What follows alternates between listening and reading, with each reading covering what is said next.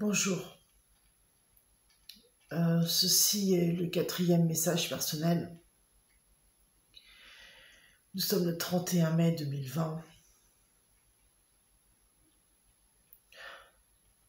Ça continue. Je vais lire mes notes pour essayer de ne pas être débordé par l'émotion. Encore la nuit dernière, en fait, tout le week-end, à tue-tête, dans la rue. Avec option boîte de nuit, avec je ne sais combien dans cet appartement, jusqu'à une heure très avancée. Donc maintenant, je sais où elle continue de faire boîte de nuit après la fermeture de la boîte de nuit.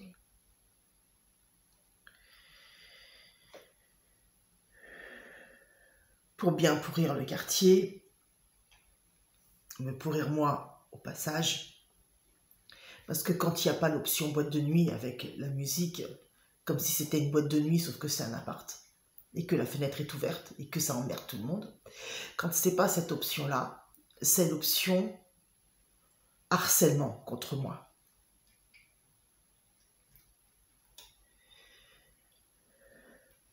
Ils ne regardent pas que mes émissions. Je reconnais dans leurs commentaires, les commentaires qu'ils gueulent et que j'entends depuis ma chambre. J'ai reconnu mes consultations, donc ce qui veut dire qu'ils violent mon activité professionnelle, qu'ils violent l'intimité de mes clients. Dans les commentaires qu'ils gueulent à tue-tête, il y a aussi les commentaires sur mon corps physique, d'images volées à l'intérieur de mon appartement, de la part de gens que je ne connais même pas, qui sont gueulés à tue-tête dans un autre appartement. Et de manière suffisamment forte, publique, pour que ça profite à tout le monde. Là aussi jusqu'à plus d'heures.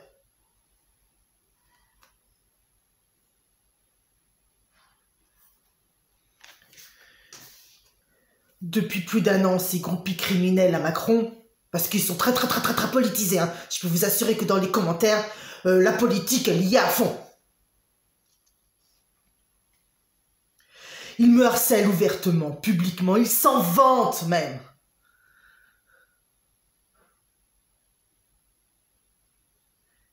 Y compris concernant l'intimité de mon corps, participant au minimum du proxénétisme que je subis à Angers, en plus de violer l'intimité de mes clients.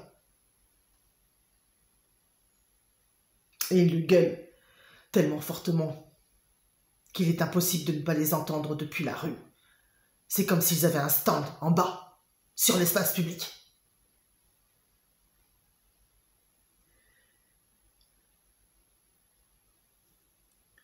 Ma rue est petite et étroite. Il y a un bar juste en bas de chez eux. Il y a le bar juste après qui fait l'angle, le bar africain. Et juste en face du bar africain, il y a le bar chez Flo qui est en face de la boîte de nuit. Ces gens ne font pas que fréquenter cet appartement. Et ils gueulent systématiquement leur harcèlement et ils s'en vantent. Je comprends mieux, parce que tout ça se tient à seulement quelques mètres, hein, en seulement quelques mètres en bas de chez moi. Donc, toutes ces nuits que j'ai passées à pleurer, à essayer de ne pas les entendre, pourtant on voulait fermer, avec le cumul de fatigue, sachant qu'ils ont bougé d'un endroit à un autre, c'est pas étonnant que j'avais du mal à situer exactement le nid dans lequel ils logent. Leurs activités. Mais là, ce week-end, tout est encore fermé. Impossible de les louper. Je le sais depuis longtemps pour cet appartement. Mais quand j'ouvre ma fenêtre, je ne peux rien voir de ce qui se passe dedans. Je ne peux rien vérifier, hormis s'il se penche à la fenêtre. Et la rue est assez bruyante. Je n'avais pas suffisamment de certitude pour vous le signaler. Mais là, ce week-end, tout est fermé. Il Il y a que. Il y a que. Ils sont identifiés. Ils sont logés.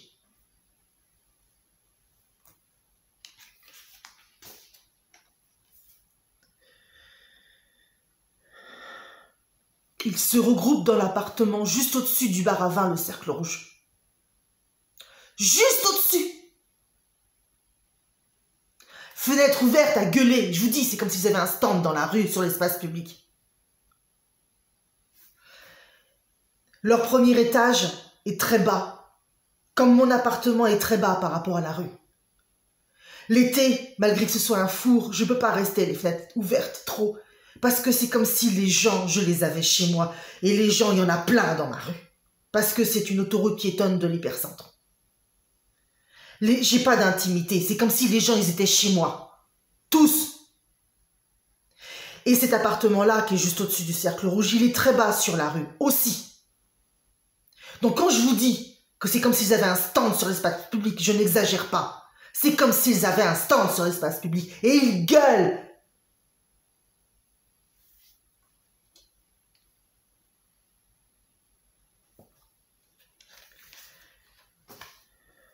Et quand je vous dis que j'ai reconnu mes consultations professionnelles,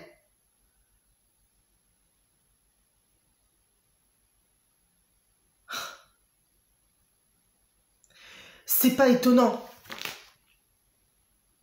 Toute la merde que la libraire, toujours pas inquiétée, toujours pas incarcérée depuis 2012, 8 ans plus tard, toute la merde qu'elle a déversée sur moi, ça date de 2012.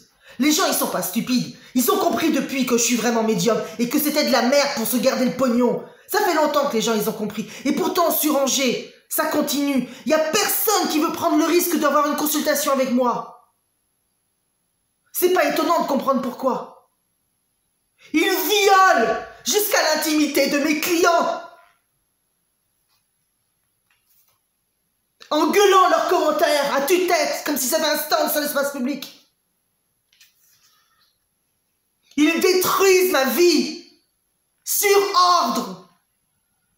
Ce sont des fanatiques de Macron.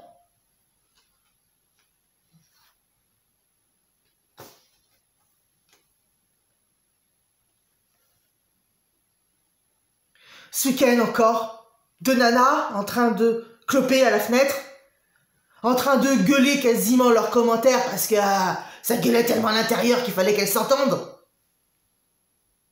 En train de commenter les images volées de mon corps à l'intérieur de mon appartement. De mon corps. Ah, c'est moche.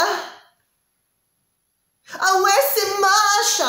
Ah puis il faut que j'insiste parce que c'est moche.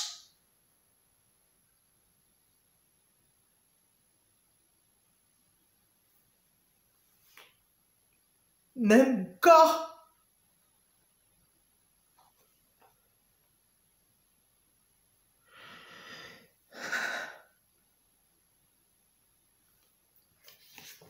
Tout le monde pouvait entendre ce service politique de harceleur professionnel pour Macron. Bavent leurs commentaires méprisants.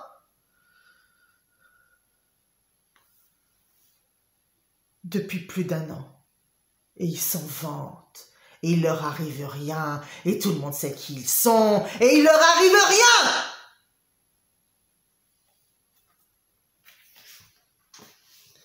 Faut-il le rappeler? Parmi ces groupies criminels à Macron, il y a le policier d'Angers qui a été miraculeusement chargé de l'enquête à mon encontre. C'est un vantard pathologique. Ses collègues étaient au courant, ils faisaient exprès de pas enquêter.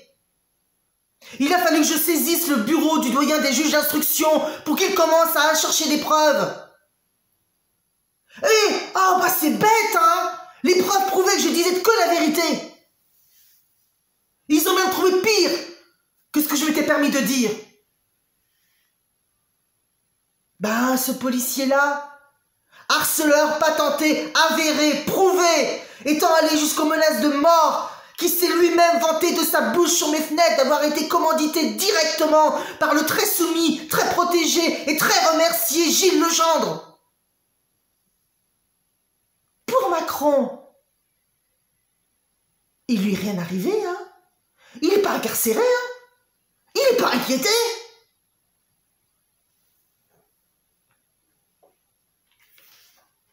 Et en plus, il est chargé de filature à mon encontre. Je l'ai encore serré avec sa moitié.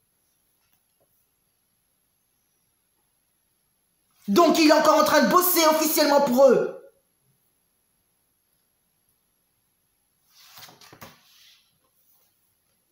Ça fait plus d'1 an.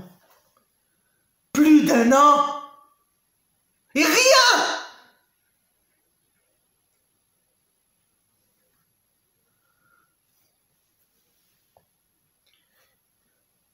Maintenant, je comprends mieux.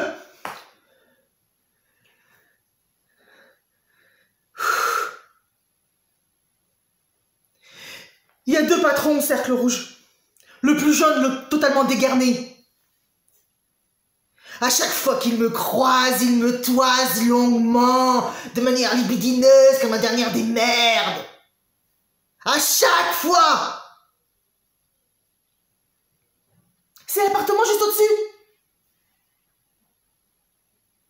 Je ne doute pas que celui-là a été copieusement abreuvé d'images volées à l'intérieur de mon appartement, de mon intimité corporelle. Vous pariez combien qu'il n'a jamais été interrogé? Jamais. C'est l'appartement juste au-dessus. Il est au courant de tout, ce type. Il en a bénéficié personnellement. Il a participé à du harcèlement. Il a un commerce, bordel. Vous pariez combien qu'il n'a jamais été interrogé?